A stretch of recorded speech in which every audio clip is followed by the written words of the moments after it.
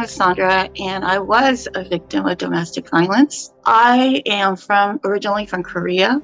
My ex-husband, I met him probably when I was 19 or 20. He was very clingy. He just wanted me to be with him. And I never had that. So I just felt like, oh, that must be love. He came to my house the first night and he didn't leave. I was so inexperienced. I just didn't know what to do. I don't know how love goes like this. I've never had someone wanting to stay with me all the time. He didn't want to know where I was, who I was with. I didn't realize that those were some of the signs of an abuser. I got kind of blindsided. Wow, he really cares about me. So we stayed together from the time I was 23. We got married when I was 25. I had already a little girl, and she was 6. We started doing, and we would get evicted from places because he'd tell me he was going to work and get money, and he wouldn't. So we would have to move. Occasionally we'd have like a year or two that was good. I had his son, and we were married for about 3 or 4 years. There were signs. I mean, I can count 4 or 5 times that he has hit me, and I always thought, because of how sorry he seemed, that it was going to be different, and he's going to change, and I'm going to change him because I love him. And our marriage started to go really downhill after a while. He was supposed to keep me up at the hospital when my son was born, but instead he did not, because he said he was working. I was really troubled, and I knew that he was the kind of guy that's going to cheat on me. The day of the attack, it was my 28th birthday, and I wanted to actually have a good time because I'd been so unhappy. I was getting drinks, and he was across the street, and I felt like, oh, well, it's getting late. I should go and see if he's ready to go. So that's on that birthday, I went into the bar, and I saw him with this woman. And this woman has caused us so many arguments because I had just turned 28 and she was in her late 30s. And I was introduced as his fiance. And she kept giving him her phone number. So to me, that was, disrespectful. I don't know what your point is, except that you want him, obviously. I had told my ex-husband, I said, anyone else, don't ever cheat on me with her. And so I went inside the bar and I saw them, and he put his arm around her, and she looked at me and she smirked. And I thought, you know what? I'm not even going to deal with this. I'm done. I left the bar, and he followed me. I was at the corner because I was waiting for the light, and he came up to me and he started yelling at me. I don't even know what he was yelling at me. I just remember he was yelling and screaming, and then I was out, because he had knocked me out. How does somebody that you've loved, that I've had his child, just knock you out and leave you on the side of the street? I mean, I don't even know if some bad guys I don't even know would do that. I mean, I was more shocked that he did the actual physical assault. So I had gone back in the bar, and they had, some other people were like, wow, your face. And I'm like, what? I didn't feel anything because I had a lot of drinks. They were the ones that were like, oh my gosh, Saundra. And so I stayed there till it's closed, and I got a cab and I went home, and I lied down, I think, for 3 or 4 hours because it was really late. And then he was in the kitchen when I woke up, and I went and I looked at myself, and I had black eyes. My face was swollen. It looked pretty bad. And I saw him in the kitchen, and he came up to me and he's like, what happened? I'm like, really? You're going to say that? He goes, oh my God, I'm so sorry. And I'm like, you know what? I don't even know what to say to you. You assaulted me, and then you left me.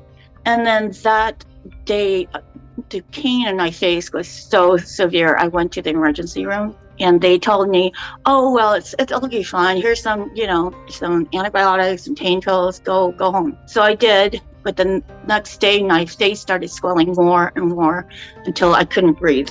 And so it was blocking my nose, and it was so swollen because it was getting black. So an ambulance had to come get me. In the hospital where I was, the doctor, I believe it's because I had Medi-Cal. He said, you know what, you've got 3 days to live. Sister-in-law heard that, and my other sister, they were like, you can't just say she's going to die in 3 days. You got to do something. And he had given me the wrong antibiotic. And that's one of the reasons why it took, the infection was so strong and my face started, it was turning black. It was going down my throat, or it was going to go down my throat to my heart or up my head. So it was going to kill me, and he wasn't going to do anything about it. And then I was told that while I was in the hospital, because I couldn't talk, I couldn't see, I was like unconscious.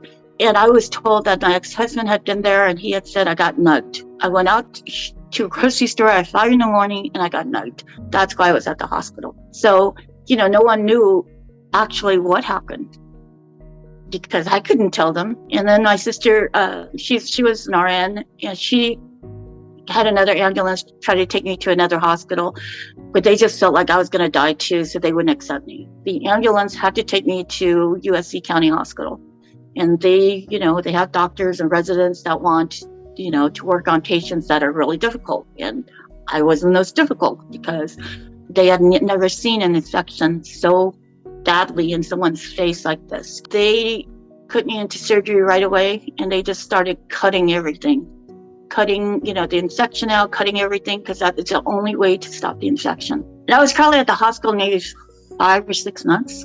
It was a long time. And the first month was the hardest because they had covered my eyes. They had my mouth. I couldn't talk. It was very difficult. I didn't know where my children were because he took my 2 children.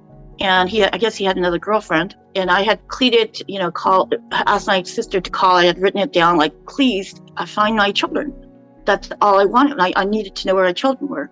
During that time, he finally gave the children to my real mother, who just came from Korea like 5 or 6 years ago. And so she decided to help me and take care of them while I was in the hospital. The first time my kids came to see me, my oldest daughter, she is so resilient.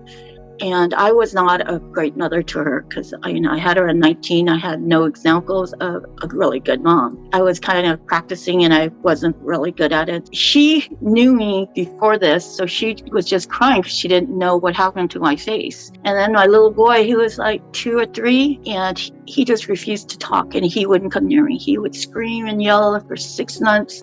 He wouldn't come near me. He recognized my voice, but he didn't recognize me, and I was pretty scary looking, so he wouldn't come near me. And I think that broke my heart. I remember that as one of the traumatic things, more so than, seeing myself for the first time. Then when I first saw myself for the first time, I wanted to commit suicide. I just did not want to live. I'm 28 years old. I've got 2 kids. I have no face. What am I supposed to do? I have no support. I have no friends. Luckily, I was in a hospital and they had bars in the windows, and I couldn't really get up anyways because I was pretty messed up. They had put a G-tube in my throat so I could breathe. They had put a G-tube in my stomach so I could eat, and a trig in my throat so I could breathe. So the only thing I could eat was the liquid. They would pour liquid down this tube and it would go in my stomach. And the trig would help me breathe because my face was still pretty swollen. I just didn't know how to deal with it. For 2-3 days, I just cried and cried. I don't even know how I cried so much, but I just cried and cried and cried. And then this lady came in. She got in the next bed, and she was so annoying. She just kept playing this music, and I was like, oh my gosh, stop. She kept praying and praying. She's playing and playing this music, and for some reason, it just started to give me peace. And I had to really fight to want to live again. And that was a really difficult thing for me to do. Nobody told me that if this happens, you can do this, or if this happens, I'll be there to talk to you.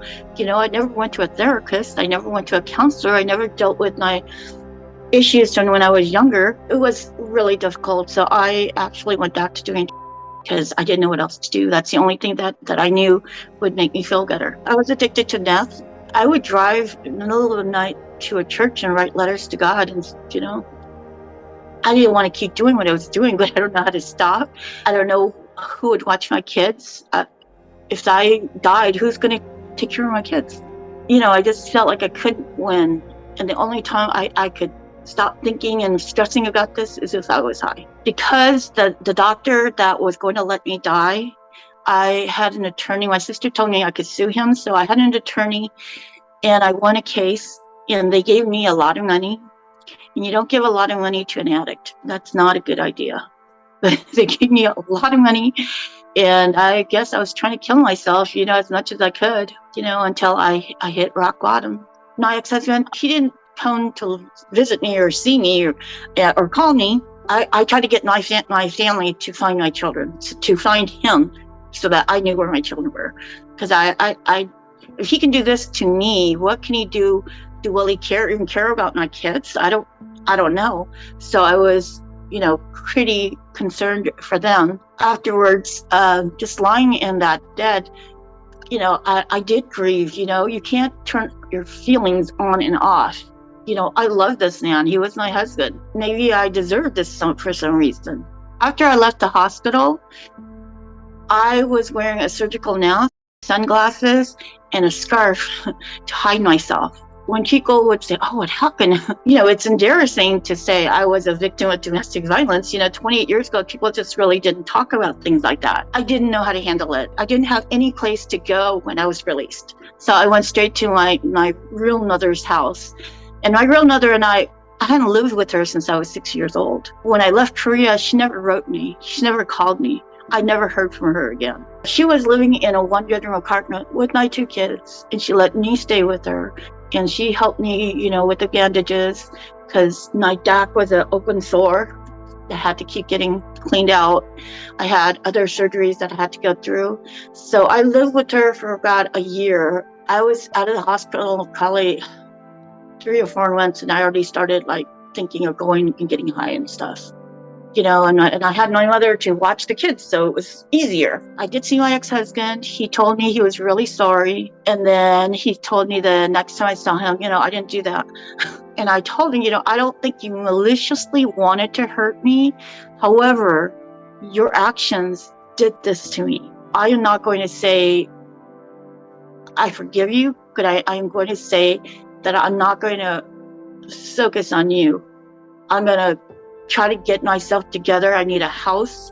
I need to find a place to live. I need a way to live. For me to wake up and realize that the were going to inevitably kill me, or something horrible was going to happen, I had to hit rock bottom. I had to hit where I lost everything. And that's meaning my children, my 2 children that I had, I lost them. For a little while, I was at somebody's house and I was watching TV, and they're saying, "Oh, this is horrible. These children were by themselves. They were in a house that had no electricity or food, horrible, conditions, and the mother is nowhere around." So I run home, and there's nobody there. In the middle of the night, the police came, and they saw that my children were alone. There was no food, because I was running out of everything. No electricity. And then someone knocks on the door and says, "Do you have anything to say?" I don't even know who you are. I don't know what to do. I made it a horrible place, and I wasn't doing anything that I should have. There's no excuse for doing things like that. A human being knows not to do things like that. If I'm gone, they will have a better life. So I felt like I'm going to get as many as I can. I'm going to get my car and I'm going to drive off the cliff. That was my plan. I was told by the courts within a year that all the charges are dropped. I did everything they wanted me to do. I stayed in the home for a year. I learned a lot, and I started to understand it's my choice. I can go back to doing, or I can go back to losing my kids, or I can start doing the right thing, doing the better thing, doing things, like a mother and a human being should. But I was in a women's home, so I did have help. So when I was able to get the surgery, they did a whole publicity thing. And like I said, I was wearing this mask and the glasses. I wore that for 12 years. I'm not going to wear the mask. If you don't like me, if you don't want to look at me, I'm not going to feel like that's my problem anymore. I'm blessed, I've come a long ways. I am a little older than I thought I would be at this stage. Either I can make this a tragedy and woe is me, or I can turn it around and do some interviews, and maybe somebody will hear me who didn't think that they should be leaving their boyfriend or husband, because this can happen. I have a friend who does domestic violence classes for young people. I go over there and I'll talk. and they see the physical damage. So sometimes it's like, wow, that happened to you. Yeah, it happened to me. And it can happen to some other person that you hit. Well, the reason that I share my story is because I hope that it will impact someone. If it helps one other person, it was worth me going through all of these stages and steps to say how difficult it was. I wish somebody had told me, if you do this is what could happen. No one ever told me that. If someone hits you, you have a right to leave. I don't want to be here in a cocoon feeling sorry for myself, because, everyone can feel sorry for themselves. Everyone's got problems. I got depression, whatever. I hope that people understand that the things I've gone through was not the easiest, but you can go through them too. You can go through your hard times. You can do it. If you get out of it, being able to smile and laugh, geez, isn't that what life is all about? Well, I would tell anybody that is in a domestic violent situation right now that it doesn't get better. I have never met one person that has said, you know what, he got better, everything's good, we're just lovey-dovey. If you have children, it's even worse because they see what you've been through and they think that that's normal. And you're abusing them by letting this person stay with you, or you're staying with this person. Even if the person is telling you they love you, what kind of person says I love you and hits you? What kind of person spits on you or yells in your face or grabs you or pushes you or any of those things? I don't think that's in any place of a definition of what love is. You have to be able to want more than that. Right now, there's so many places and people that will help you. And if you are the abuser, well, it's definitely an anger issue. Sometimes you don't even have the will to stop. So what you do have to do is leave. If you don't leave, that's what's going to happen. And if you say you love somebody, you're going to have to live with you're hurting them. I've gotten out of an abusive relationship, but I can say I'm a survivor. And I can say that as of today, I am no longer a victim. My name is Saundra, and I was a victim of domestic violence. Thank you so much for listening to my story. I really appreciate it.